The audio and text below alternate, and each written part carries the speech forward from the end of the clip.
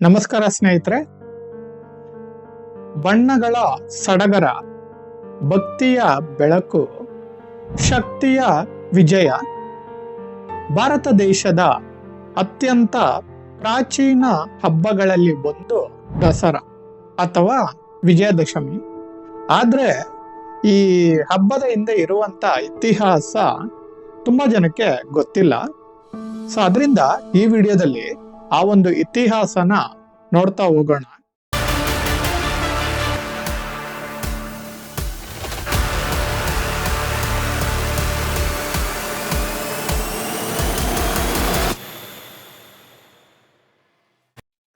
ದಸರಾ ಇದು ಸಂಸ್ಕೃತ ಪದದಿಂದ ಬಂದಿದೆ ಅಂತ ಹೇಳಲಾಗುತ್ತದೆ.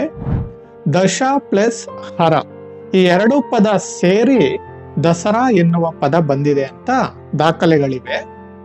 ಇದರ ಅರ್ಥ ನೋಡ್ತಾ ಹೋಯ್ತು ಅಂತ ಹೇಳಿದ್ರೆ, ಅಶುಭಗಳನ್ನು ತೊಲಗಿಸುವುದು. ಈ ಹಬ್ಬಕ್ಕೆ ವಿಜಯದಶಮಿ ಎನ್ನುವ ಹೆಸರು ಸಹ ಇದೆ. ಇದರ ಅರ್ಥ ನೋಡ್ತಾ ಹೋಯ್ತು ಅಂತ ಹೇಳಿದ್ರೆ, 10ನೇ ದಿನ ಸಿಕ್ಕಂತ ಗೆಲುವು ಅಥವಾ ವಿಜಯ. ಯಾರು ಯಾರ ಮೇಲೆ ಗೆಲುವು ಪಡ್ಕೊಂಡ್ರು ಅಥವಾ ವಿಜಯ ಸಿಕ್ತು, ನಾನು ಈ ವಿಡಿಯೋದಲ್ಲಿ ಹೇಳ್ತಾ ಹೋಗ್ತೀನಿ. ದಯವಿಟ್ಟು ವಿಡಿಯೋನ ಕೊನೆವರೆಗೂ ನೋಡಿ, ಎಲ್ಲ ಸ್ಕಿಪ್ ಮಾಡಬೇಡಿ. ದಸರಾ ಅಂದ್ರೆ ಧರ್ಮ ಅಧರ್ಮದ ವಿರುದ್ಧ ಜಯ. ಪ್ರಮುಖವಾಗಿ ಈ ಹಬ್ಬದ ಹಿಂದೆ ಎರಡು ಪೌರಾಣಿಕ ಕಥೆಗಳಿವೆ. ಉತ್ತರ ಭಾರತದಲ್ಲಿ ರಾಮ ರಾವಣನ ಮೇಲೆ ವಿಜಯ ಸಾಧಿಸಿದ ದಿನವನ್ನು ಆಚರಿಸಲು ನಡೆಯುತ್ತವೆ. ರಾಮನು ಲಂಕೆಗೆ ಹೋಗಿ ರಾವಣನನ್ನು ಸೋಲಿಸಿ ಸೀತೆಯನ್ನು ರಕ್ಷಿಸುತ್ತಾನೆ. ಆ ವಿಜಯದ ದಿವಸವನ್ನೇ ವಿಜಯದಶಮಿ ಎಂದು ಕರೆಯುತ್ತಾರೆ. ಇನ್ನು ದಕ್ಷಿಣ ಭಾರತದ ಕಡೆ ನೋಡ್ತಾ ಹೋಯ್ತು ಅಂದ್ರೆ, ಇದು ದುರ್ಗಾದೇವಿಯ ವಿಜಯೋತ್ಸವ. ಮಹಿಷಾಸುರ ಎಂಬ ಭಯಾನಕ ಅಸುರನನ್ನು 10 ದಿನಗಳ ಕಟು ಯುದ್ಧದ ನಂತರ ದುರ್ಗಾದೇವಿ ಆತನನ್ನು ಸೋಲಿಸಿ ಸಂಹರಿಸುತ್ತಾಳೆ. ಆ ದಿನವೇ ವಿಜಯದಶಮಿ. ಸ್ನೇಹಿತರೆ, ಪೌರಾಣಿಕ ಕಥೆಯ ಜೊತೆಗೆ ದಸರಾ ಹಬ್ಬಕ್ಕೆ ಐತಿಹಾಸಿಕ ಹಿನ್ನೆಲೆಯೂ ಇದೆ. ವಿಜಯನಗರ ಸಾಮ್ರಾಜ್ಯದ ಕಾಲದಿಂದಲೇ ದಸರಾ ಹಬ್ಬ ಪ್ರಾರಂಭವಾಗಿದೆ ಅಂತ ಹೇಳಲಾಗುತ್ತದೆ. 15ನೇ ಶತಮಾನದಲ್ಲಿ ರಾಜರು ದಸರಾ ಹಬ್ಬವನ್ನು ಬಹುದೊಡ್ಡ ಮಟ್ಟದಲ್ಲಿ ಆಚರಿಸ್ತಾ ಇದ್ರು. ರಾಜ ಶ್ರೀಕೃಷ್ಣ ದೇವರಾಯನ ಕಾಲದಲ್ಲಿ ವಿಜಯದಶಮಿಯ ದಿನ ಯುದ್ಧ ಪ್ರಾರಂಭಿಸಲು ಸೂಕ್ತ ದಿನ ಅಥವಾ ಶುಭ ದಿನ ಎಂಬಂತೆ ನೋಡುತ್ತಿದ್ದರು.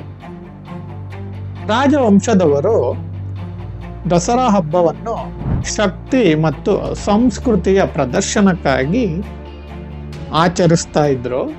ಆದರೆ ಇಂದು ಅದು ಕರ್ನಾಟಕದಾದ್ಯಂತ ರಾಜ್ಯೋತ್ಸವದಂತೆ ಆಗಿದೆ.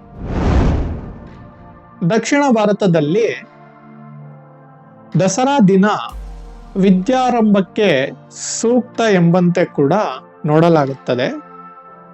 ಜೊತೆಯಲ್ಲಿ ಮಕ್ಕಳಿಗೆ ಅಕ್ಷರಾಭ್ಯಾಸ ಕೂಡ ಮಾಡಿಸುತ್ತಾರೆ. ವಿಶೇಷವಾಗಿ ಮೈಸೂರು ದಸರಾ 1610ರಲ್ಲಿ ಒಡೆಯರ್ ವಂಶದವರು ಮೈಸೂರಿನಲ್ಲಿ ದಸರಾ ಹಬ್ಬವನ್ನು ಪ್ರಾರಂಭಿಸಿದರು ಎನ್ನುವ ದಾಖಲೆಗಳಿವೆ. ಇಂದು ದಸರಾ ಹಬ್ಬ ರಾಜಕೀಯ, ಧಾರ್ಮಿಕ ಮತ್ತು ಸಾಂಸ್ಕೃತಿಕ ಮಹತ್ವವನ್ನು ಪಡೆದಿದೆ. ಮೈಸೂರಿನಲ್ಲಿ ನಡೆಯುವ ದಸರಾ ಹಬ್ಬದ ಆಹ್ವಾನ ಜಾತ್ರೆ, ಜಂಬೂ ಸವಾರಿ, ದೀಪಾಲಂಕಾರ ಜೊತೆಯಲ್ಲಿ ಸಾಂಸ್ಕೃತಿಕ ಕಾರ್ಯಕ್ರಮಗಳು ವಿಶ್ವದೆಲ್ಲೆಡೆ ಎಲ್ಲರ ಗಮನ ಸೆಳೆದಿದೆ. ಸ್ನೇಹಿತರೆ, ದಸರಾ ಹಬ್ಬ ನಮ್ಮೆಲ್ಲರಿಗೂ ಹೇಳುವಂತ ಮಹತ್ವದ ಸಂದೇಶ ಏನು ಅಂತ ಹೇಳಿದ್ರೆ, ನೈತಿಕತೆ ಮತ್ತು ಧರ್ಮ ಯಾವತ್ತೂ ಗೆಲ್ಲುತ್ತೆ. ಇದು ಕೇವಲ ಹಬ್ಬವಲ್ಲ, ಸಂಸ್ಕೃತಿಯ ಬಲ, ಶ್ರದ್ಧೆ ಮತ್ತು ವಿಜಯದ ಸಂಕೇತ. ಸ್ನೇಹಿತರೆ, ಇದಾಗಿತ್ತು ಇವತ್ತಿನ ಈ ವಿಡಿಯೋ.